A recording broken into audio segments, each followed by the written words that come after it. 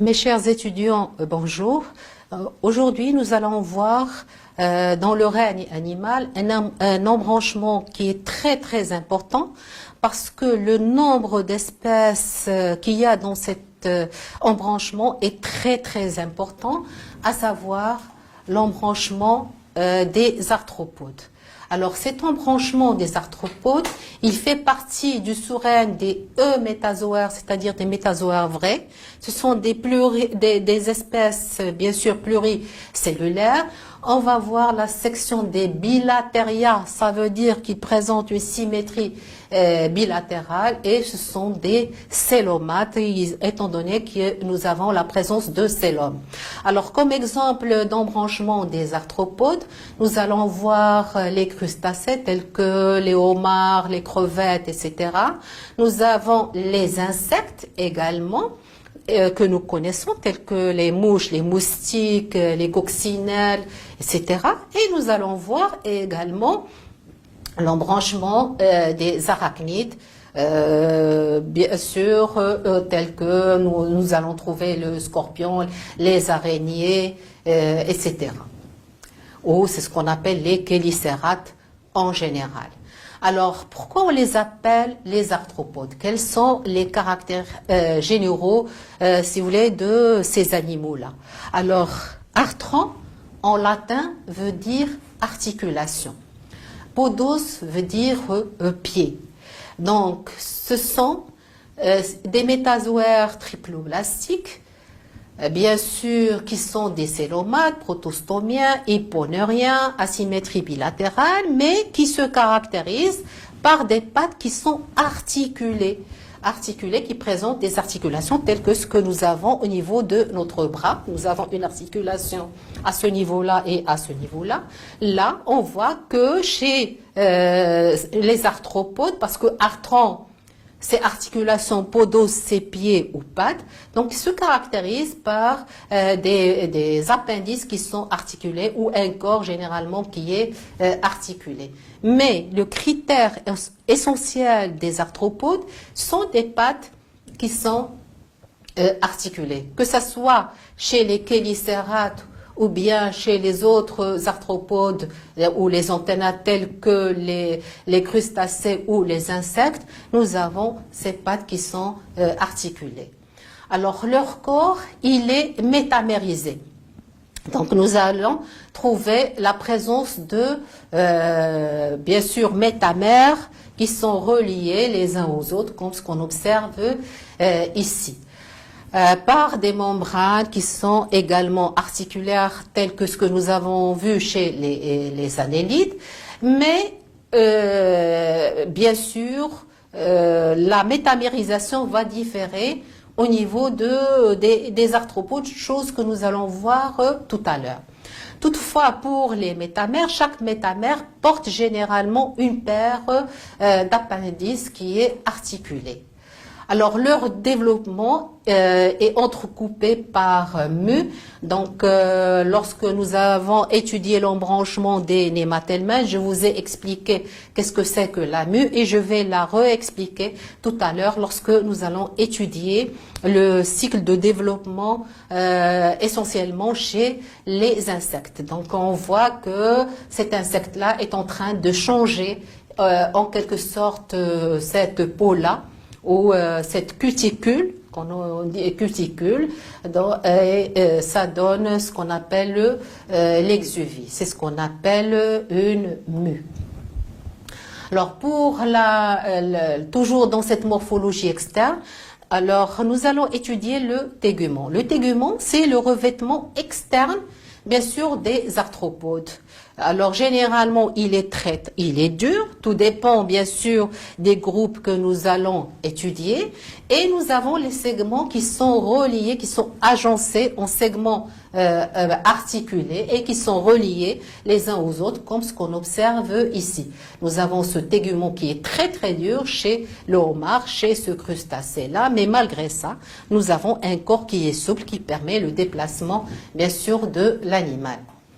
Alors, il va comprendre une couche qui est hypodermique et c'est cette couche-là qui va en quelque sorte former à l'aide de cette glande qui va former cette couche qui est généralement, c'est la cuticule qui peut être très dure ou non. Alors, pour la structure du métamère, puisque nous avons cette cuticule qui peut être dure ou non, généralement, elle est formée par des plaques. Alors, nous avons une plaque qui est dorsale, c'est ce qu'on appelle une tergite, une plaque ventrale qu'on appelle le sternite, donc c'est ce que nous avons ici, et deux plaques latérales qu'on appelle les pleurites. Et les appendices sont fixés entre les pleurites et les sternites généralement. Et bien sûr, ils sont réunis par des membranes qui permettent à l'animal d'être souple. Alors chaque segment, il contient généralement, il est traversé par bien sûr un vaisseau sanguin. Nous avons au milieu le tube digestif et ventralement, nous avons une chaîne nerveuse de type annélidienne, chose que nous allons voir tout à l'heure. Alors, les divers, bien sûr, métamères des arthropodes ne sont pas identiques. Regardez par exemple là, nous avons un certain nombre chez ce myriapode, les mille pattes, nous avons les segments qui sont identiques, donc on dit que c'est une métamérisation homonome, c'est-à-dire que les métamères sont identiques. Par contre, si je regarde ce crustacé ou bien cet insecte ou bien ce scorpion, on voit que les métamères ou les parties du corps ne sont pas identiques. Les métamères ne sont pas identiques. Donc, on peut avoir la fusion de certains métamères chez les insectes. Donc, et là, on va avoir des parties qui présentent une morphologie et une physiologie qui diffèrent. C'est le cas, par exemple, aussi du scorpion. Donc, on va trouver une région céphalique, une région thoracique et une région abdominale. De même pour les insectes, donc la tête, le thorax et puis l'abdomen, chose que nous allons voir également chez les crustacés, que nous allons étudier en TP, étant donné que nous allons faire la dissection de la crevette. Alors, cette spécialisation, bien sûr, comme je vous ai dit, qui est accompagnée par la fusion de métamères, c'est ce qu'on appelle des tagmes. Donc là, nous avons par exemple 3 tagmes chez les insectes. Nous avons la tête, le thorax et puis nous avons l'abdomen. De même chez les crustacés, au niveau de la crevette, soit au niveau bien sûr du scorpion où nous avons les 3 tagmes, donc région céphalique, région thoracique et région abdominale. Alors pour les appendices des arthropodes, alors les appendices sont généralement des appendices qui sont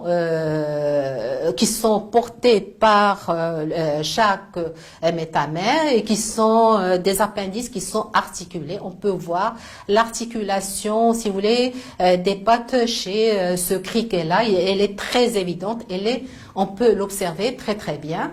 Et les appendices, comme je vous ai dit, ils sont insérés au niveau de la région qui est située entre les pleurites et bien sûr les sternites. Alors, les appendices de tous les arthropodes, généralement, ils dérivent d'un appendice qui est biramé. C'est comme le cas de la crevette, chose que nous allons voir en TP, parce que les appendices de la crevette se caractérisent par la présence généralement d'une rame qu'on appelle l'endopodite, et nous avons une deuxième rame qu'on appelle l'exopodite. Donc, nous avons des appendices qui sont biramés. Par contre, chez les insectes, nous avons la disparition de l'exopodite, de cette rame, et ce qui reste, c'est uniquement un appendice qui est uniramé, il y a une seule rame, donc, et qui est bien aussi articulé. Alors, pour la musculature, au niveau de cette morphologie interne, on sait que les arthropodes se déplacent énormément et ils ont une musculature qui est vraiment très développée. Donc, nous allons trouver des muscles lisses au niveau des organes tels que le tube digestif, soit le vaisseau sanguin, et nous avons des muscles striés, donc au niveau des pattes ou bien au niveau du corps de l'animal qui permet à ces animaux de se déplacer rapidement et énormément. Donc tel que on sait que le criquet migrateur, il peut voyager à des distances très très importantes. Le système nerveux, on dit qu'il est de type annélidien, c'est-à-dire donc il est formé par des ganglions cérébroïdes donc, qui sont condensés et centralisés au niveau de la région antérieure, d'où partent une double chaîne nerveuse qui est ventrale également et qui se caractérise par la présence de double ganglions au niveau bien sûr de au niveau de la chaîne et au niveau des métamères en quelque sorte de ces animaux-là. Donc là aussi nous avons des animaux qui sont des hyponeuriens. Alors, pour les organes de sens, sont très variés. Par exemple, on va trouver un appareil olfactif. Il est représenté par des organes très variés tels que les antennes chez les antennates et par les palpes. Donc, au niveau des pièces buccales, ils interviennent dans le tact et l'odorat également. Ils sont très intéressants chez essentiellement les insectes. Pour l'appareil visuel, si je prends le cas des insectes, il est formé par deux types d'yeux, si vous voulez. Nous avons les ocelles, donc ce sont des yeux simples. Et puis après, nous avons des yeux composés. Donc, ces yeux composés sont formés par des petits yeux. Donc, on peut voir, je ne sais pas si vous les observez, une granulation chagrin. C'est un petit ocelle, c'est un petit œil qui est très développé et ça forme, ils sont accolés les uns aux autres et ça forme cet œil composé. Et ces yeux-là, c'est ce qu'on appelle les ommatidies.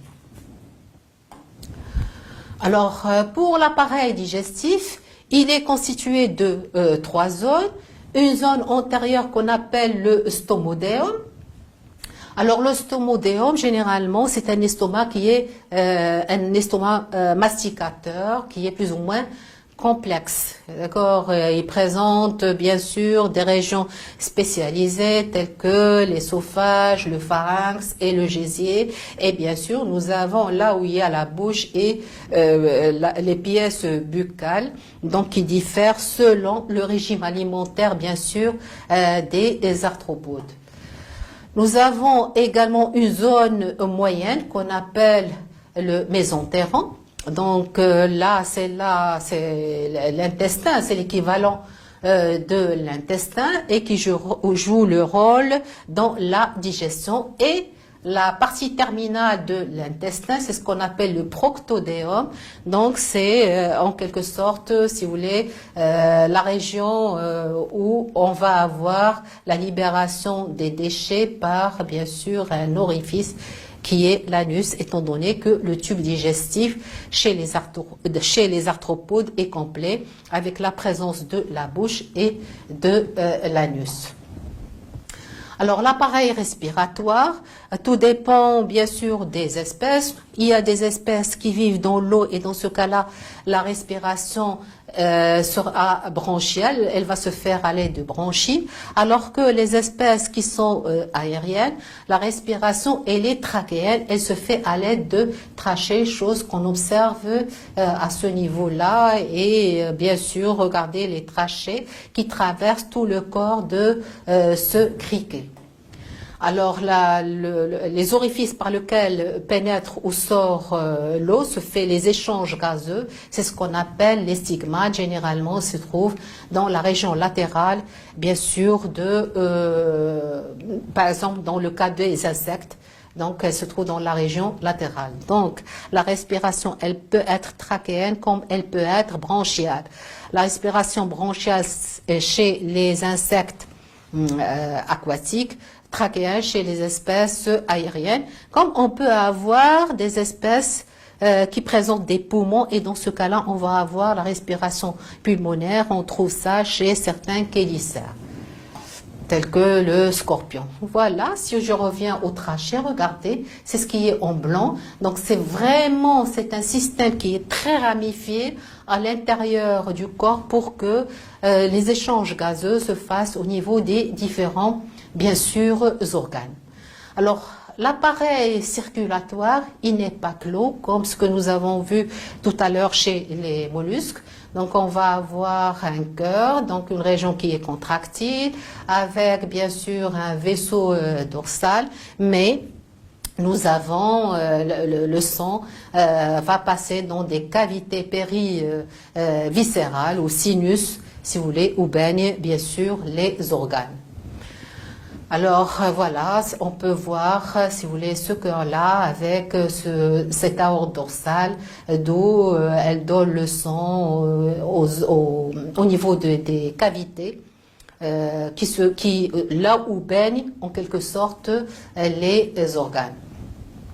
Alors l'appareil excréteur, donc nous n'avons pas de véritable néphridie, mais on peut trouver des tubes excréteurs, donc qui déversent le déchet liquide par un orifice bien sûr, ou les orifices excréteurs. Alors pour la classification, l'embranchement est subdivisé en 3 sous-embranchements. Nous avons les trilobitomorphes qui sont des fossiles, ثلاثية الفصوص باللغة العربية. Nous avons les chélicérates, c'est là où nous avons bien sûr les scorpions, les araignées, et puis nous avons les acariens qui sont très très petits, qui peuvent être des parasites. Nous avons aussi les mandibulates ou antennates. Les mandibulates, donc, ce sont les espèces qui présentent au niveau des pièces buccales des mandibules qui interviennent dans la mastication. On les appelle également les antennates qui présentent des antennes telles que les mille-pattes, les myriapodes ou bien les insectes, soit aussi les crustacés qui font partie bien sûr, des antennates. Pardon. Alors pour la particularité biologique, nous allons essentiellement voir le cas des insectes parce que ce cas-là, les insectes, c'est une classe qui est très très importante et on va étudier en quelque sorte la reproduction de cette classe. Alors généralement, les sexes sont séparés, donc ce sont des espèces qui sont gonoporiques, mais on peut trouver des espèces qui sont hermaphrodites. Donc, avec les deux appareil génital mâle et appareil génital femelle. Ce qui est intéressant également, c'est d'étudier le développement post-embryonnaire de ces organismes-là. Donc, on sait que nous avons le développement larvaire de ces organismes, il est entrecoupé par des mues, chose que nous avons vue tout à l'heure. Donc cette mue qui se renouvelle à chaque fois que le corps de l'animal devient grand, donc il s'accroît. Et par conséquent, nous avons la cuticule qui reste très petite, et ce qui fait, donc il va déchirer cette cuticule pour sortir et avoir, si vous voulez, une cuticule plus neuve et plus grande. Et d'ailleurs, c'est pour ça que nous avons la taille, donc la longueur, en quelque sorte, de l'animal va en escalier. Donc là, nous avons, c'est l'accroissement du corps de l'animal, puis après, hop, il va... C'est comme un escalier, il va augmenter de taille, il va déchirer, c'est là où on va avoir la mue, il va déchirer si vous voulez, ce tégument qui devient très petit pour lui, il va le déchirer pour s'accroître, avoir une autre cuticule, donc il va s'accroître pour une deuxième fois, on va avoir une deuxième mue, donc il va déchirer pour une deuxième fois cette cuticule et ainsi de suite. Alors pour le poids, de ces insectes-là. Donc, la courbe se fait en S. Pourquoi? Parce qu'on voit que l'animal commence à augmenter de poids, et puis après, lorsque, si vous voulez, la cuticule devient petite par rapport au corps, il va réduire, si vous voulez, son poids jusqu'à ce qu'il y ait, si vous voulez, la première mue ou la mue, et juste après, nous avons un saut au niveau une augmentation très importante au niveau du poids, une réduction du poids avant la mue et ainsi de suite. Donc, nous avons jusqu'à la mue imaginale, donc où la mue imaginale, c'est là où on va avoir un adulte, et ce qu'on appelle l'imago. Alors, pour le développement post-embryonnaire, donc nous avons plusieurs types de métamorphoses. Donc, nous avons des insectes qui se développent dans le développement post-embryonnaire, se fait sans métamorphose, c'est ce qu'on appelle amétabole. A, c'est sans en latin. Métabolé, c'est changement en latin. Donc, il n'y a pas de changement au niveau de la forme si vous voulez, ces insectes-là. Nous avons une métamorphose qui est incomplète, et dans ce cas-là, on va avoir des hétérométaboles, porométaboles. On va étudier des métamorphoses également incomplètes chez les hétérométaboles et mi-métaboles. Et on peut avoir une métamorphose complète chez les holométaboles. Alors, que veut dire ces termes-là? Donc, lorsque nous n'avons pas de métamorphose amétabole, on peut voir sur la photo, la larve, elle est petite, très petite par rapport à l'adulte. Mais la forme, elle est semblable, ils sont identiques. La différence, c'est la maturité sexuelle. Donc, on dit que ce sont des organismes qui sont amétaboles. Il n'y a pas de changement entre les deux, entre la larve et l'adulte ou l'imago. Pardon. Donc, on va étudier également les insectes qui sont des hétérométaboles, porométaboles. C'est-à-dire, il y a c'est hétérogène, il y a plus ou moins un changement chez ces organismes-là. Pour les porométaboles, c'est-à-dire que la larve et l'adulte présentent la même écologie. C'est le cas du criquet, on les trouve, que ce soit la larve ou l'adulte, on les trouve dans les champs. Donc après la libération des œufs, on va avoir la libération d'une larve qui ne présente pas d'ailes. D'accord, elle n'est pas mature, mais elle va subir des mues et elle va, la taille va s'agrandir. D'accord, elle va subir une deuxième mue, ainsi de suite. Et juste après, on va avoir l'apparition des ailes.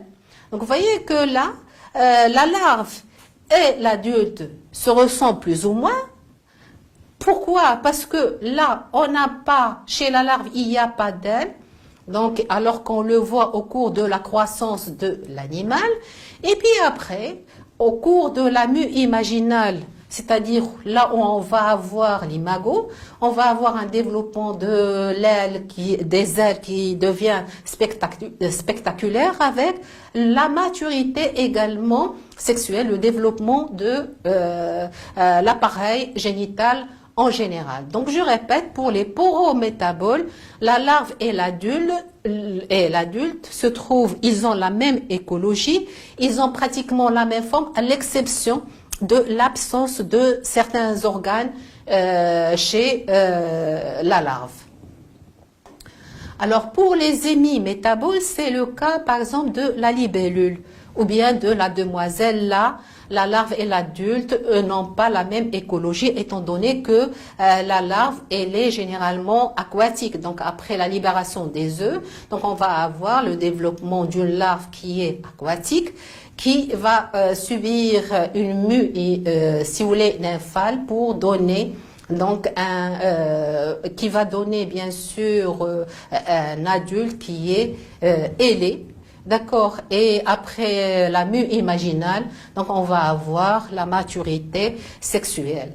Et là, nous avons la larve qui ressemble très peu qui ressemble un peu à l'adulte, à l'exception de, bien sûr, l'absence des ailes et surtout la respiration qui est chez la larve, elle est aquatique étant donné qui est aquatique, la respiration elle est branchiale, alors que chez l'adulte, la respiration devient aérienne. Donc là, ce sont des espèces qui sont hémimétaboles. Le dernier exemple que nous allons voir, ce sont les insectes holométaboles. Holo, c'est entier, donc un changement entier, chose que l'on voit chez le papillon que vous connaissez. Donc là, après la ponte des œufs, on va avoir la présence de chenilles. Donc ce sont des vers.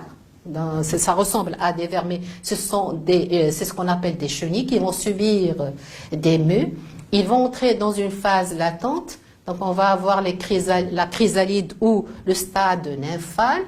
Donc où la larve va s'entourer par un fil de soie et elle va subir une vie latente, c'est-à-dire que elle n'aura pas d'activité et c'est là où on va avoir un changement de la larve et par la suite on va avoir la libération d'un très beau papillon avec les différentes couleurs. Donc on peut le voir ici, donc là c'est l'œuf avec la chenille qui va libérer la chenille, puis après la chenille qui va s'entourer par un fil de soie pour donner la chrysalide et après on va avoir la libération d'un très beau papillon. Alors, cette forme holométabole, on peut la trouver également chez les diptères. Donc, les diptères tels que les mouches ou bien les moustiques. Donc, après la ponte, bien sûr, des œufs, on va avoir ce qu'on appelle des asticots. Ce sont des larves qui ne présentent même pas de tête. Donc, qui vont entrer dans une phase latente et forment une pupe. C'est la mue nymphale. Donc, ça, c'est la nymphe. Et après la mue imaginale, on va avoir la libération, bien sûr, d'un imago ou d'un adulte qui est tout à fait différent, bien sûr, de la larve. Donc là, nous avons un insecte qui est holométabole. Voilà, donc on trouve ça chez les papillons, les mouches et les moustiques. Donc là, ce tableau-là, vous l'avez sur le Polycope, ça résume en quelque sorte tout ce que je viens de dire. Donc nous avons les amétaboles, les insectes porométaboles, les insectes hémimétaboles et les insectes holométaboles, amétaboles sans changement.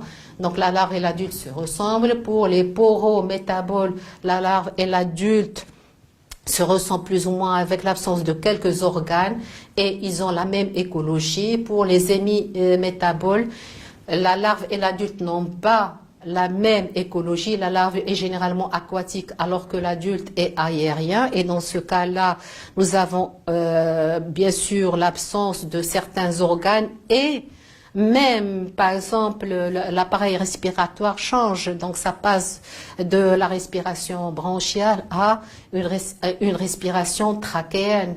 Et puis après, nous avons les holométaboles, donc où on a un changement complet, chose que nous connaissons chez le papillon, chez la mouche et chez les moustiques. Et je vous remercie pour votre attention.